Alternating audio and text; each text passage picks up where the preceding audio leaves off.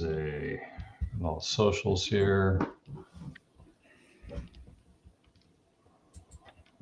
All right, let's get started. Hello, Smart Money Tree podcast listeners. Welcome to this week's show. My name is Kirk Chisholm. I'll be your host, and today I'm joined with my good friend Phil Weiss. Hey, Phil. Hey, Kirk. Happy to be here on this Monday after Thanksgiving. How are you? I'm doing great. Got a little turkey coma, but otherwise great. No, it was a good Thanksgiving. Took a little time off. It was relaxing. Didn't work for a few days. It was great. It was great. No one else was anyway, so it didn't matter. But Yes. everyone was spending their hard-earned money. They were definitely doing that. How about you, Phil? It's funny you say that. I was in New Jersey over the weekend, over the holiday. We went up on Thursday, and on Friday, everybody's running over what they're going to do, and everybody was going shopping except for one of my sons, and I was with him. So the two of us decided to go for a hike instead of go shopping. So, and to me, that was a lot better. Good for you, man. Good for you. I just bought a house. I need all the sales I can get. We've been waiting, it's like we've been waiting, and what's funny is I don't really buy stuff. I don't spend money. I don't need stuff. That's just not me. I'm not a stuff guy. There's certain things that I enjoy. I enjoy experiences. I don't enjoy stuff. I don't need a fancy car, fancy house. I don't need a fancy anything like when it comes to stuff, right? Experiences, love good experiences, right? I'll spend money on experiences, but not stuff.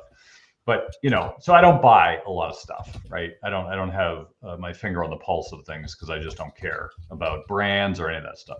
I'm with you. However, because I moved, I've got to buy a lot of stuff now to fill the new house, which is also stuff.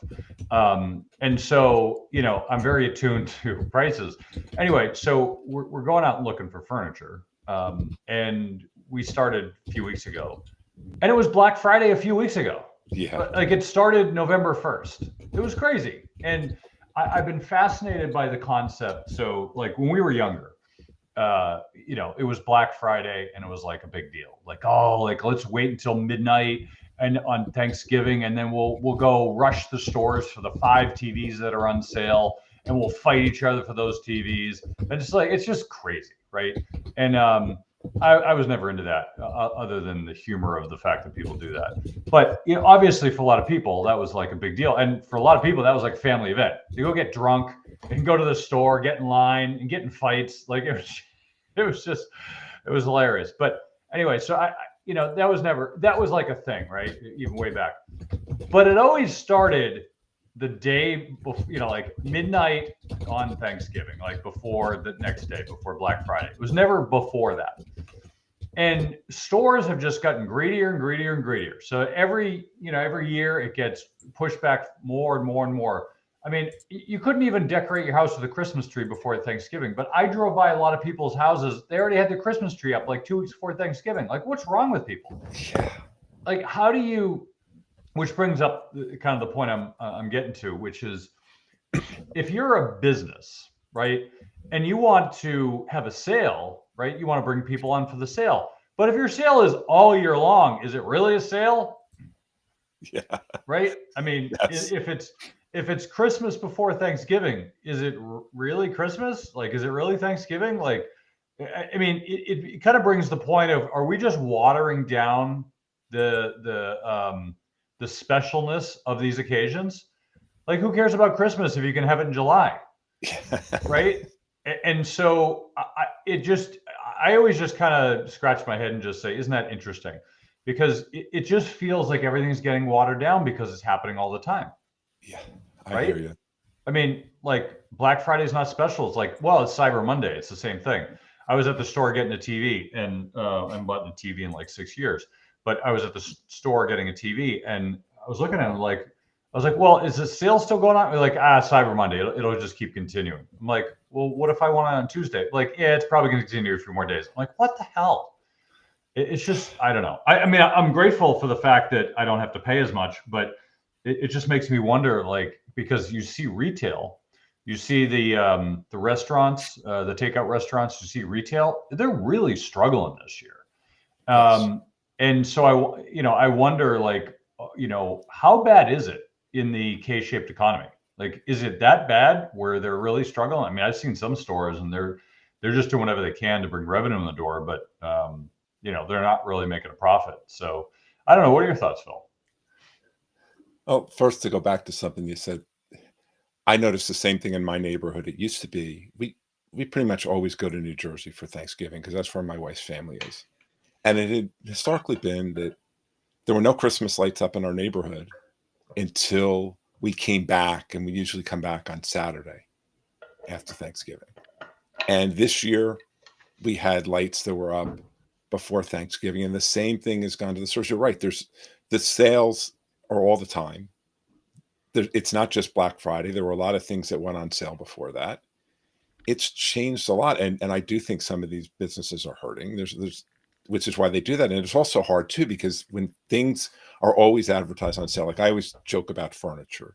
Like you go into a furniture store and it says it's 50% off, and then you go in a week later and the same item is 40% off, but it's the same price. So I don't even know sometimes what the significance of some of these discounts are because it's just a different percentage to make you feel like you got a deal. But meanwhile, they're probably selling it at the same price because furniture to me is one of the hardest things to price and know what it's really worth. Because I don't really have a point of comparison. It's not like I can even go from one store to the next and find the same manufacturer, same item or anything else to make a comparison. So it just becomes whatever price you can stomach. So I do feel like there's more of that going on too, where everything's put on sale, but you don't know what the real price is anymore. So that's a great point, Phil. And I haven't bought beds in a long time, but I remember when last time we bought a bed, we had this issue. So the concept you're talking about is what we call a confusopoly. Confusopoly, look it up. It's actually a legitimate term. No one talks about it, but it's a legit term. And basically what it means is it's an industry that's deliberately confusing, so you can't tell prices and value. Many industries are like this. Healthcare is like this. You ever go to the doctor, you want to know what the cost is? No one knows until after you do it, right? Colleges, what's the cost of a college? What's the value of college? No one knows, right? It's just like, I don't know. I'm just going to pay whatever because I want that diploma. Finance is another one. Insurance especially. But finance, no one knows the cost of anything. Like it's just everything. It's basically a commoditized product. And in order for them to make a margin, they make it deliberately confusing. So you don't know what you're buying and then you overpay. Beds are the same way. I remember, must have been like 15 years ago, my wife and I were buying a bed, and it was a holiday. It was like, I think it was whatever, tax-free holiday in the summer or something like that, that Massachusetts did. So we went out and bought a bed. And remember, we went to a bunch of different mattress stores. And I remember going to them and looking at a mattress and be like, oh, this is really cool. Let's go to the other one. We go to the other one. It's the same mattress, but they have a different brand name. And so it's like, well, it's not the Quiet Comfort 2. It's the, plush top or whatever. But it's the same damn mattress, but they have a different name to it. And I asked the guy, I'm like, well, this is the same as the other place. No. We have a unique one. No one else has this one. And they're all kind of claiming like, no one else has this. I'm like, yeah, I'm sure the brand manufacturers are only doing it for you, right? They're not making the same thing and putting another name on it for you guys.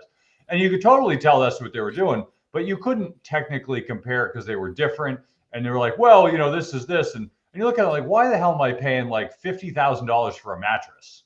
Like, what the hell? Like, they're probably buying this for like $50 from, some Chinese factory and upcharging. I mean, we were at Jordan's, and Jordan's is a great place and they do a good job. But they're totally overpricing everything, just like Restoration Hardware. Like if you want to pay 50 times more for furniture, go to Restoration Hardware. Yeah, it's good quality. But, my wife was at a Restoration Hardware outlet or, I guess it was outlet is store, basically where they take the stuff that doesn't sell, like, the Island of Misfit furniture. They take it down there and it was like, she goes down there, it's like this nice chair. It's like 80% off. Well, it's the same cost I'd probably pay at Jordan's Furniture, but it was 80% off.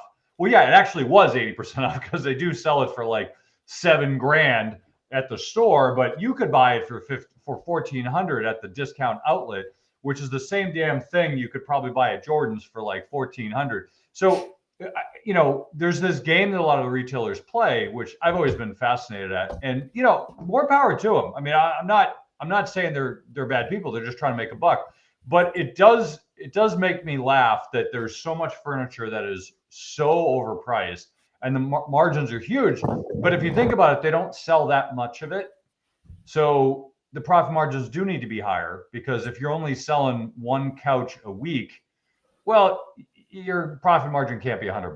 So I understand, I'm empathetic. If the margin, let's put it this way, if their profit margins were like $1,500 for a couch, and they were selling like 100 couches a day, I guarantee you there would be couch stores on every corner. And that's how business works. That's how the economy works, right? If the margins are so fat, you're going to have one on every single corner, because everyone's going to want a piece. And that's why profit margins get squeezed. And that's just how the economy works. So just for reference, don't get all bugged up about it, because that's if what makes a market is that spread. And so if it gets too wide, other people will do it. All right, so let's dive into what's going on in the world. I was playing with a lot of charts this weekend, and love to get your thoughts too, Phil. But here's one on growth versus value. I love this one, because this talk is about so divergence. True. Yeah, go ahead, Phil. So talk about this. Jeez, look at that. I mean, they're just going in pretty much totally opposite directions. I know that it's been a while since value outperformed growth, but to see this, I mean, this just tells you that what's going on in the market. There's a lot of people speculative. It's speculative. A lot of these are speculative stocks. Those are the stocks that have higher growth rates. There's a lot less confidence in these stocks that have been there for a long time, that might have fallen on a bit of hard times. And value investing is just really out of style right now. If you didn't think that it was, just take a look at this chart, because it clearly says, I mean, you're going back, 94. I can't tell the dates on there, but 93, 94. So if you go look for several years, I mean, value and growth have just gone in opposite directions. So value is a really tough way to make money in this kind of market. And that's, the last time I think we saw this, if you go back to the late 90s, when everybody was laughing at people like Buffett, and there were some other guys that were value guys that actually got out because of the fact that value was so underperforming when we had the internet bubble. It feels a lot like what happened then is happening now, because growth is just so out of favor. I mean, value, sorry, is just so out of favor. Yeah. So for the chart, for the audio viewers here, basically value outperformed growth. It peaked in 94. It bottomed out in early 2000. It peaked around 06, 07, and then it's bottomed right around now. And bottomed, I mean, like a lot lower than growth. And so pretty much since 07, when value peaked, it has just gone basically straight down, and growth has gone straight up in comparison. So what we're talking about here is comparison growth to value. And if you notice that, some of these peaks and troughs are right before recessions, but the growth has just keep going. And so the takeaway here is not that forget about value, although you would have done much better if you had back in 07. You would have just done growth and you would have done fine. But the point is this goes through cycles, and growth tends to way outperform value during bubbles. We'll call it a bubble, because I think we're clearly in one in tech and AI. Or some people call it the everything bubble. Like, there's a bubble in everything right now. I don't think there's a bubble in everything, because I do think there's most stocks, especially value stocks, are clearly underperforming growth. So I don't think we're in an everything bubble, but we are close to that. And I think if we lower interest rates to zero again, there will be an everything bubble, especially in sovereign debt. So I just wanted to point this out. And the people who've been investing in growth obviously have been doing the right thing, because they've been outperforming everything. But it should be acknowledged, the fact that it doesn't just go up forever. At some point, it will revert, and that's sort of been happening in the last 2 years. You've been seeing some spikes with growth, with value, but we're not quite there yet. People aren't ready to just shovel growth off to the side and go for value. I think we got many years ahead of this. Unfortunately, I would like to see value pick up again because, if you buy right, there's actually some great stocks out there. All right, let's see what we got next here. We got lots of charts. So here's, I wanted to talk a little bit about, let's see, Latin America. So this is the Latin American index. I think I forget the ETF. I'll get it in a minute. But basically Brazil, Chile, Colombia, Mexico, and Peru. The PE valuations are really low. And a lot of these countries, especially Peru, I think one of their biggest, if not the biggest company produces copper. So a lot of people have been talking about copper lately. Like copper is going to start to pick up because typically it's gold first, then silver, then you've got like other metals, not precious metals like steel or copper or things like that. But copper is really called Dr. Copper. Copper is usually a sign that the economy is picking up. So if that's picking up, so this is a little inverted. The economy is going up, but yet it's going down here and it's starting to bump up. So I'm very curious what's going to happen. I've got some conflicting views over the weekend where a lot of people feel like we're borderline recession, but I've listened to a lot of intelligent people over the last weekend, and it's interesting to hear that actually a lot of people are talking about the fact the economy is going to pick up. Now, I still think it's a K-shaped economy. I still think that the poor are going to get poorer and the rich are going to get richer. But it was an interesting argument to think about. And so while it feels to me like we've been in a recession for a while, like the K-shaped economy, the bottom part of the K, they're definitely in a recession, have been for a while. And I don't think that's going to change. I think we're in a stagflation economy for the bottom part of the K. The top part of the K, I don't think so. So it'll be interesting to see what happens. I think it'll be a more muddle through economy where it's definitely fragmented between rich and poor. But I don't know, Phil. I mean, you're into commodities. What do you think of Latin America? Is this an area that seems interesting to you? It does, because it feels like there's more opportunities for growth than in a lot of other regions. But I'll tell you that there was a time when I worked for T. Rowe Price and I wrote a paper talking about emerging markets investing. And it's a really hard area of the market to invest in because it doesn't have, it has historically not had staying power. I know that this year, emerging markets has been a good part of the market, but usually good stretches are followed by bad stretches. It's not consistent. It doesn't deliver this. It doesn't have the same type of stability. And part of that's probably because of currencies. Part of it can be because of governments. I mean, you have countries in emerging markets too, like Argentina, where they have constant fiscal problems. Like Argentina has just so much debt. So, and I know that's not in this particular index, but I'm just speaking about emerging markets more broadly. It's an area that I do like to allocate a portion of client portfolios to it, but I don't do too much, just because while I think that there's potential there, we haven't seen consistent returns over long periods of time from Latin American investments. Yeah, I mean, it's interesting. I mean, a lot of people aren't seeing the risk in Latin America. I mean, this is a chart on Latin America risk pricing, so it's just showing CDS and option volatility, and it's really showing that it's low. It's quite low. Now, of course, you've got news. I don't know if it's news. Everything's news. But I don't know if it's news, but I know Trump's putting some military assets off the coast of Venezuela.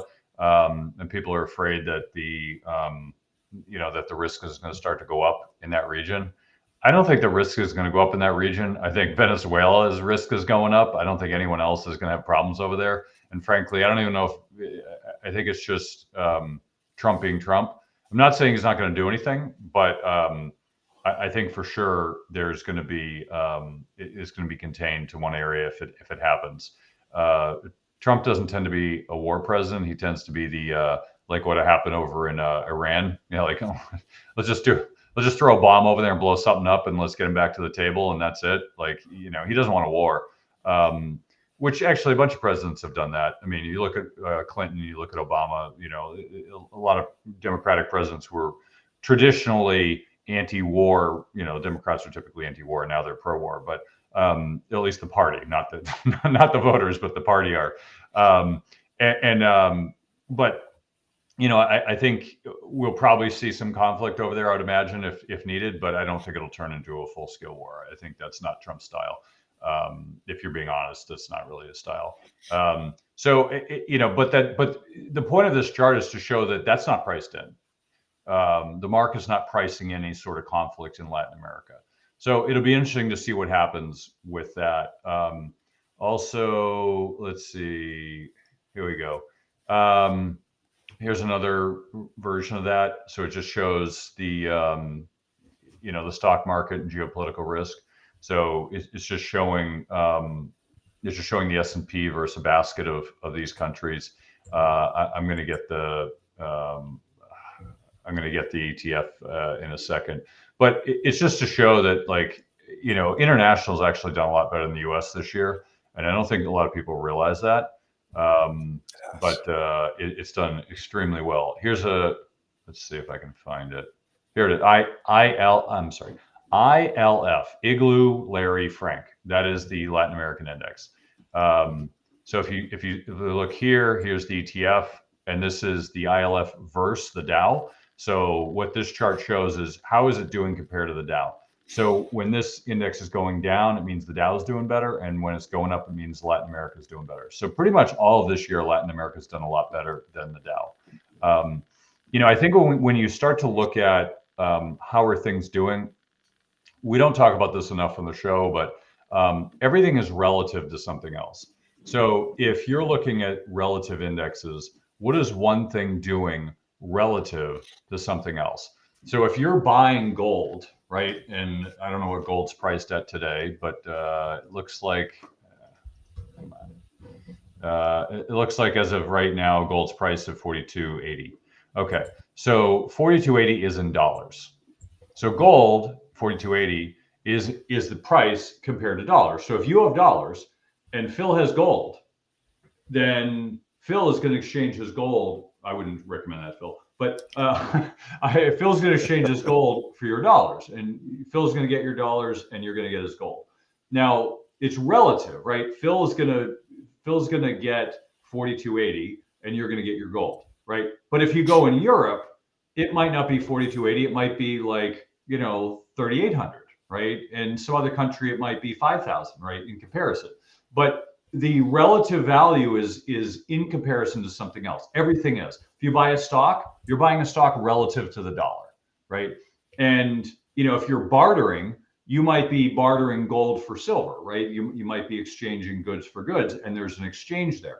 So every currency and every asset is relative to something else. For most people, it's relative to your domestic currency. Now, if you're in the US, which most of you are, everything is relative to the dollar. You don't see other currencies because that's not the world we live in. If you're in Europe, you're, at least 20 years ago, you were accustomed to exchanging currencies for currencies. If you cross borders, I need Deutschmarks for lira, and you know, lira for pesos, or whatever it was. So that happened a lot, and people are accustomed to that. Here, we're not accustomed to that. So over there, they're accustomed to currency being the same as an asset, and you would exchange it for something else.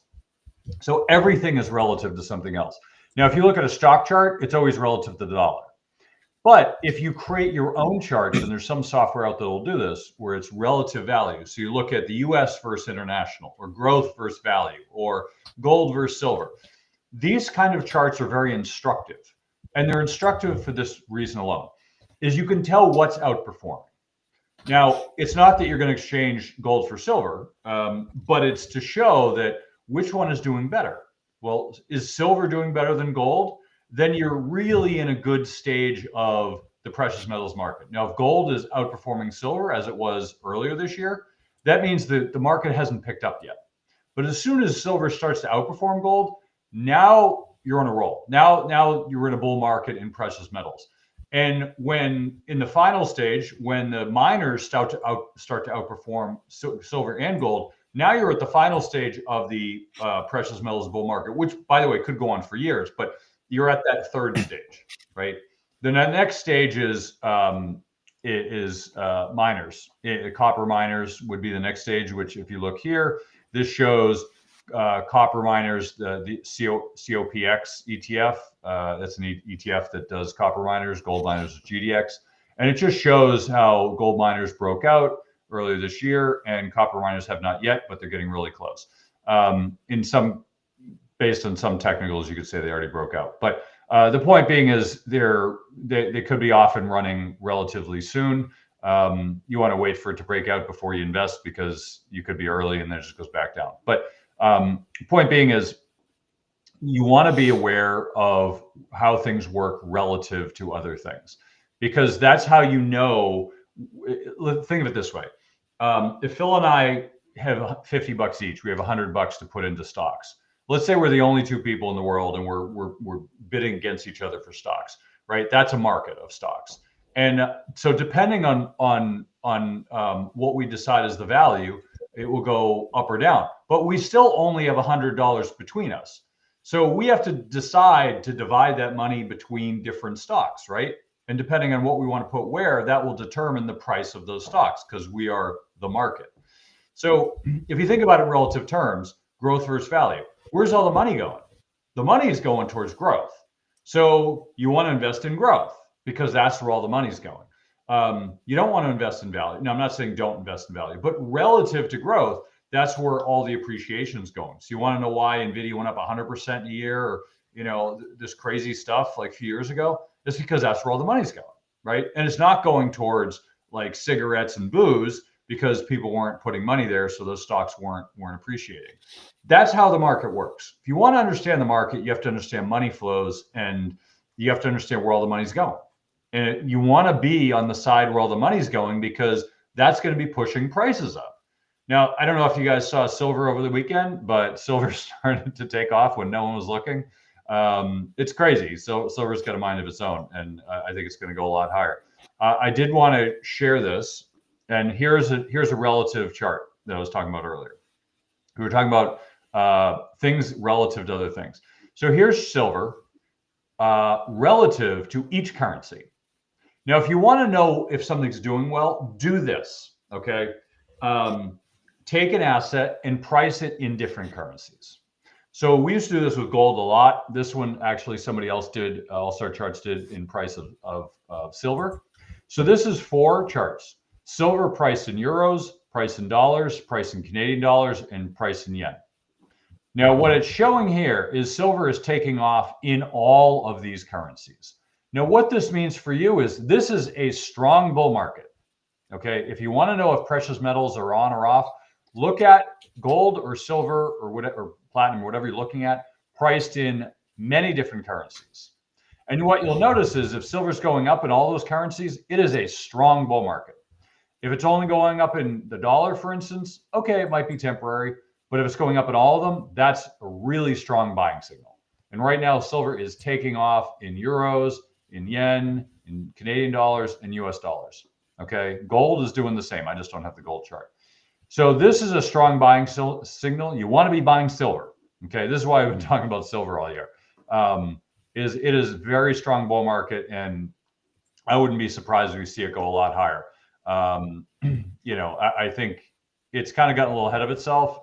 Personally, I don't think I'd be highly taking levered bets right now on silver, but I think you could probably get away with it. I just, I think that's a little risk for my blood. I would definitely have exposure to it, though. Maybe not over lever, but definitely have exposure to it because it's going a lot higher. So anyway, I don't know. What are your thoughts, Phil, on precious metals? I know that's not really your bag, but what do you think?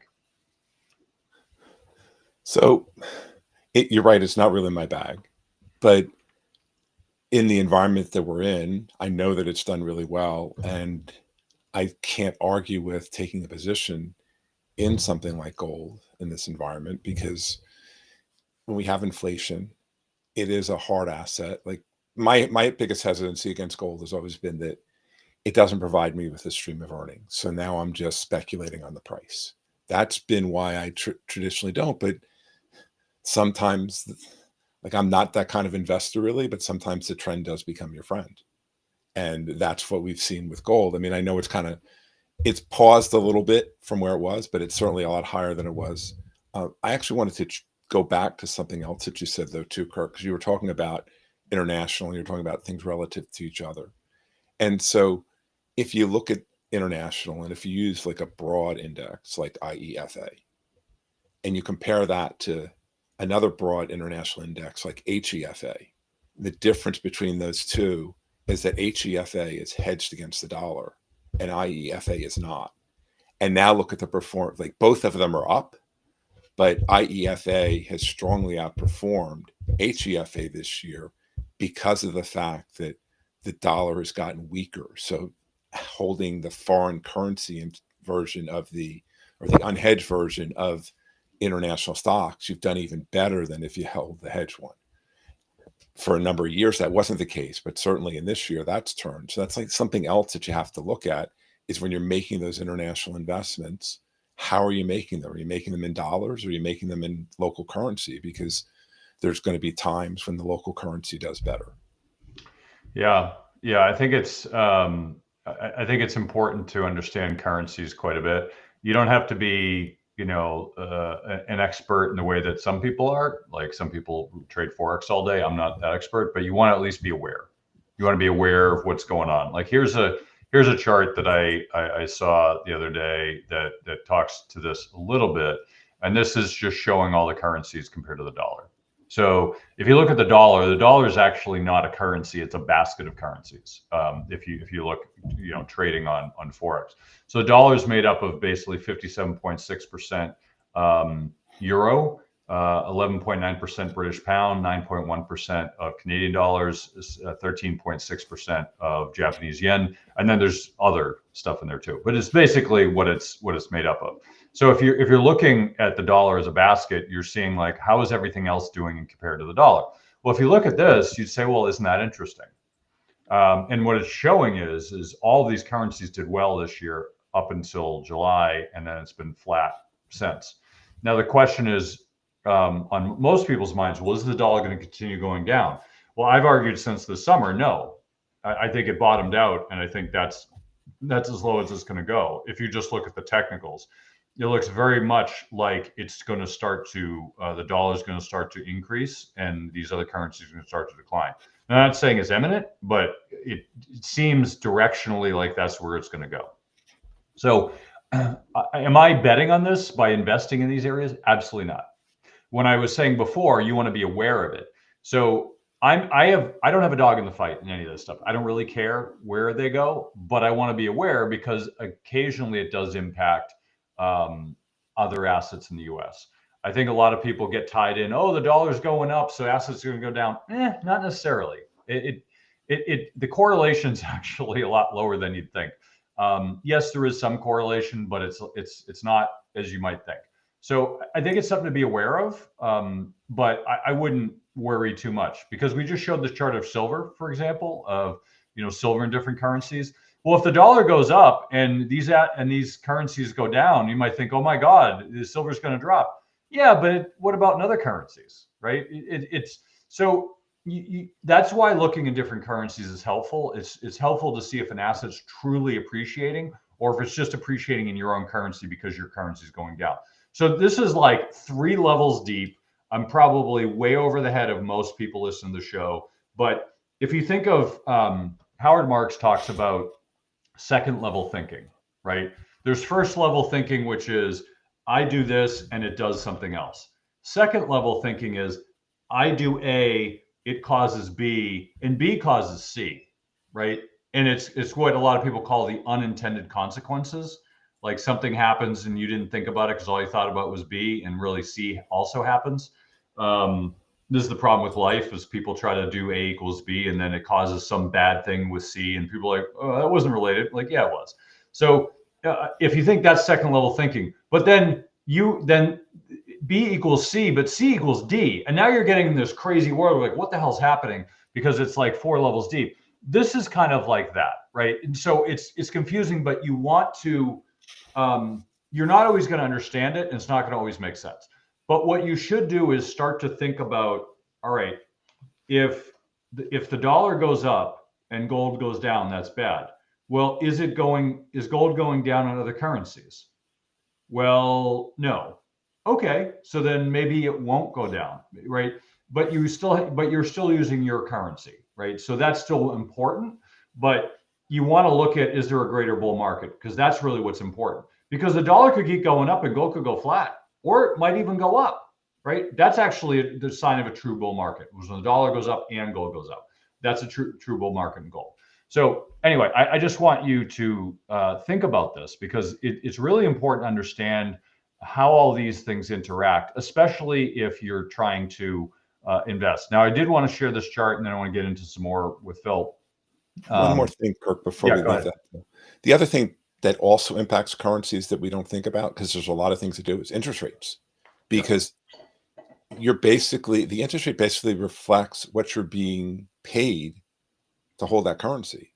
And when interest rates go down, that should be a bad sign for the dollar, we would think. And there's a lot of other things that factor into it, but it's just another thing. Like, the whole idea of second and third order thinking is that you have to think beyond just what's on the surface. You have to dig deeper to try to figure out what else is going on and what else can cause it move. But we can't forget about interest rates when we're thinking about how currencies perform relative to each other. And it's not just US interest rates, but it's also what are interest rates doing in other countries. If we think back a few years, when a lot of Europe had negative interest rates. Well, even if with the dollar at zero, that was still better than a negative interest rate. So that helps the dollar. So you have to think about the impact that interest rates can have too. It's not the only factor. There's lots of factors, but it's just another one that can factor in when we're thinking about interest rates. Yeah. I mean, we're thinking about currencies. Yeah. And the thing that actually concerns me the most is what people call the carry trade. The carry trade is you're shorting one currency and going long another one. So it'd be like the Japanese yen for a long time, it's been 0% or even negative interest rates. So, you're shorting that because that means you're borrowing the yen at 0, and then you're buying the dollar at 4%. And so you're making 4% on this carry trade. And as long as the yen doesn't start to blow out and start to go up in yield, you're fine. And for years that worked. But that's not what's happening now. So the yen is going up in yield, deliberately so. So where are people putting their carry trades? That's what I want to know. When is this thing going to implode? I assume all the institutions stop doing that because it's going against them. But it makes me wonder, like, is it going to blow up? Or are people still doing that? Or have they already removed their positions? Because if they did, I would have assumed that the yen also would have gone up, because you'd have to buy it back, and that leads to that direction. So it does make me wonder about the carry trade, and is that going to implode, or are people already covered for that? I did want to show this chart because I'd never seen this, and I was always curious, and I saw this, I'm like, okay, this is interesting. So basically what this is a pie chart. And it shows US stocks shares of trading volume by each bucket. And the buckets are retail investors, long only, hedge funds, bank traders, quants, bank traders high frequency, and quants high frequency. And so looking at this, retail is about 40% of the pie. Quants are about 15, 20%. Hedge funds about the same, maybe about 15%, long only about 10%, bank traders and quants are about, let's say, 5% each, something like that. They don't give the numbers, but proportionally, you could probably guess. The surprising part to me was retail traders have such a huge piece of that. And that doesn't really include long only, apparently. That seems to be a bucket which is a little bit vague. I thought the high frequency traders were bigger, but here it looks like combined it's maybe 30%, or maybe 25%, it looks like. So I found this fascinating. What are your thoughts about this, Phil? I mean, retail could really move the needle, but it doesn't seem to want to. So maybe it's all just indexing, and that doesn't seem to be broken out. Yeah, I'm a little surprised by this too. I wouldn't have thought that retail investors are that much, but I guess the reason that retail typically has less of an impact, it's because of indexing and passive investing. I would think that's it. And then you have people that just buy it and forget it. That's not happening in those other areas, but there are retail investors that do that. And so there's a part of the market. Like if you think about companies and their stocks, like they have a certain amount of shareholders that just don't trade. And so those shares are not part of the active market. So retail investors, I guess, to see it 40% looks high to me. But then if I think about the fact that a lot of retail is not actively investing, either they're just investing in passively in indexes, or they're doing buy and hold. When I look at it that way, maybe it makes a little bit more sense, because the active part of retail that can impact the more of the day-to-day movements is much smaller. Yeah, I would love to get more data on this. This to me is just a fascinating chart. And I don't think it's a secret that money flows move the markets. Hedge funds have known this for a long time, but money flows move the markets, right? Because where the money's going is where the markets are going.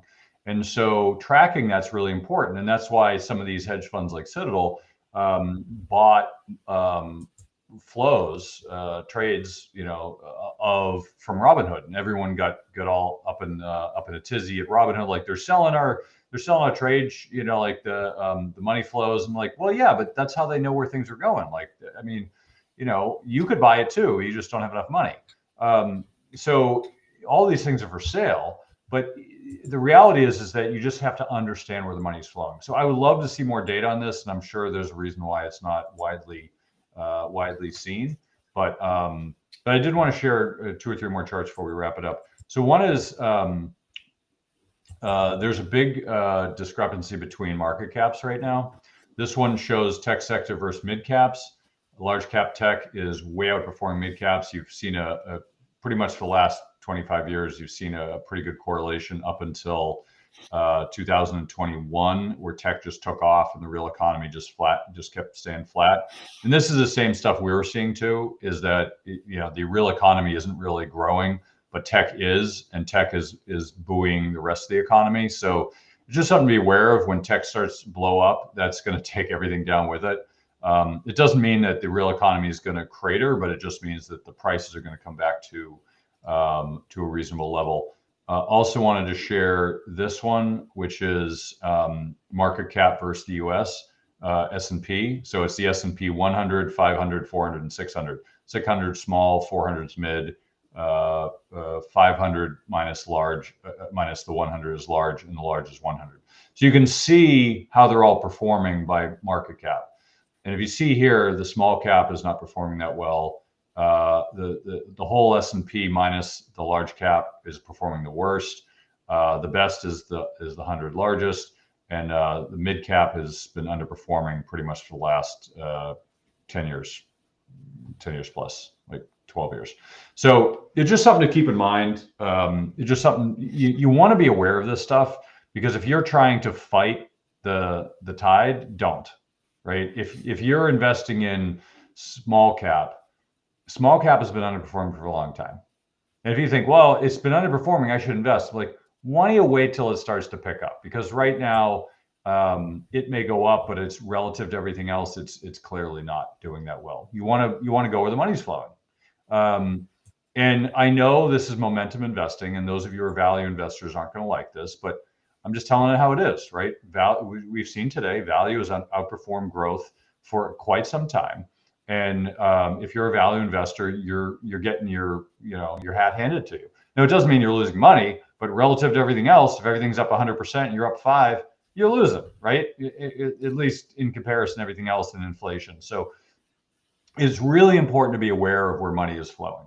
Now, I'm not telling you to chase the bouncing ball, right? I'm not telling you to chase the hot dot. I'm not telling you to just, willy-nilly just go where everyone else is going. What I'm telling you is you want to be mindful of this with your portfolio. If you're deciding whether to overweight growth versus value, overweight growth versus value. I'm not saying don't have value. I'm saying if you're looking to overweight certain areas and underweight other areas, this is an important metric. If you want to overweight international because it's outperforming, then you should do that, because international's having a hell of a year.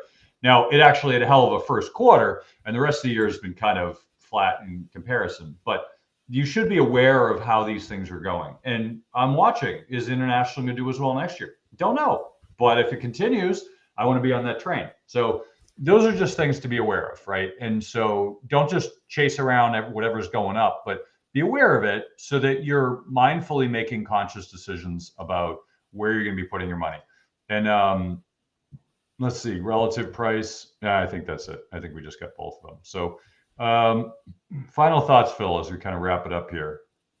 So I just to follow up on what you're talking about, I get a research report that comes out 4 days a week usually, and so I'm looking here at the one for today, and it's talking about, so last week was an exception to what you're just talking about, because the Russell 2000 Growth Index was the best U.S. stock index for the week. It was up 6.3%.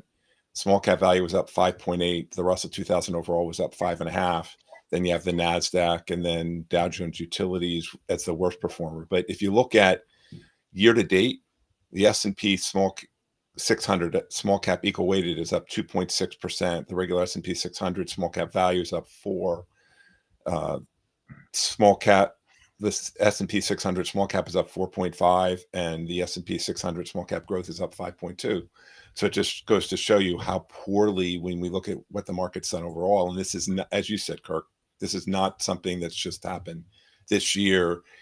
I know this, he looked at different parts of the market on different days. And if you look at it by valuation, if you look at it by growth, like large cap growth is actually growing more than a lot of the small caps. And there's a lot of reasons. And I think we've talked about some of them before, but you think about it, the fastest growing companies, when they come public, they're no longer small caps, because you have the venture investors and everybody else are holding on to, and the original founders are holding on to them a lot longer. They're trying to take advantage of that growth. Apple's not coming public as $100 million company or whatever it was the day that it went public. Apple today, if it was a company, would come public at $50 to $100 billion at least, I would guess. And that might even be low. I mean, I think with OpenAI, they're talking about it could conceivably come public at $1 trillion. We'll see about that, but that's just the way they're talking. So a lot of things are different in terms of what the small cap used to be and what it is today, because now you have a lot of companies that are in small cap. They've been small cap forever, and they're not going to be anything different. There are some areas that have done really well that started as small caps, but it's a lot harder to find them than it used to be. When it comes to all this, make your own decisions, look at all the data, try and make sure you understand the different things that are going on, because it's never just one thing that's causing whatever's happening in the market. So you want to make sure that you dig deeper and not just look at things on the surface. You know, I'm Phil Weiss. My firm's Apprise Wealth Management. I know experiencing big life transitions can be stressful. My job is to help empower women facing new beginnings with the financial knowledge and tools they need to make self-assured decisions. My firm's Apprise Wealth Management. We'd love to get to know you. You can visit our website at apprisewealth.com. That's APPRISE wealth.com to read and sign up for our weekly blog. Thanks for having me today, Kirk. Enjoyed the conversation. Yeah, thanks for coming on, Phil. And yeah, if OpenAI comes out at $1 trillion valuation, don't buy it.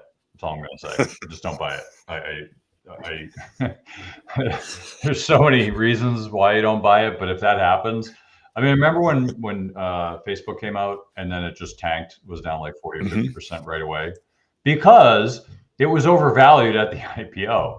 And so I think if it comes out at $1 trillion, I mean, think of the number of companies that are $1 trillion. Was it like 4?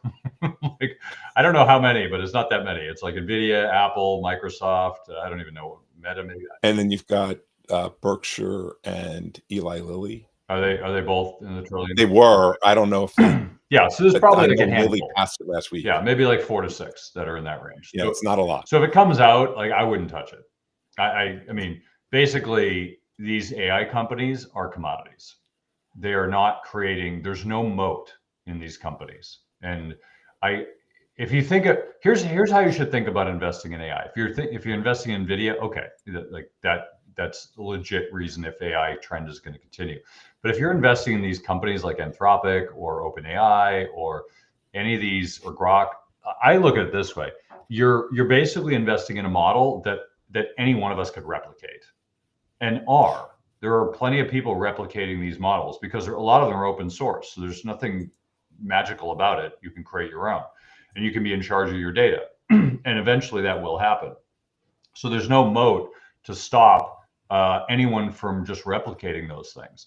Now, here's the takeaway. If there's no moat, then there's no value. And right now, there's I think of it this way: the U.S. government is effectively supporting the growth of OpenAI because we don't want China to beat us in this race. That's effectively what it is, and they're doing whatever they can to support that growth because it's a big battle. And I understand. I'm not knocking them for doing it. I think it's kind of like one of those, do you if you're saber rattling with China and you think China is gonna launch a missile at you first, well, you preempt that by launching first. Yeah, it's kind of like one of those arguments. It's like, who's right? I don't know. I don't know what the right answer is. So everyone wants to preempt it. But I did want to talk about this chart before I wrap it up here, and that's real GDP growth globally. And really what this chart shows is it shows every country and color coded. And the dark green is 6% or more, 3 to 6%, and then 0 to 3. And then there's like 3 countries that are yellow, which is negative growth. But what it shows is all the developed countries, advanced economies, are not growing that much.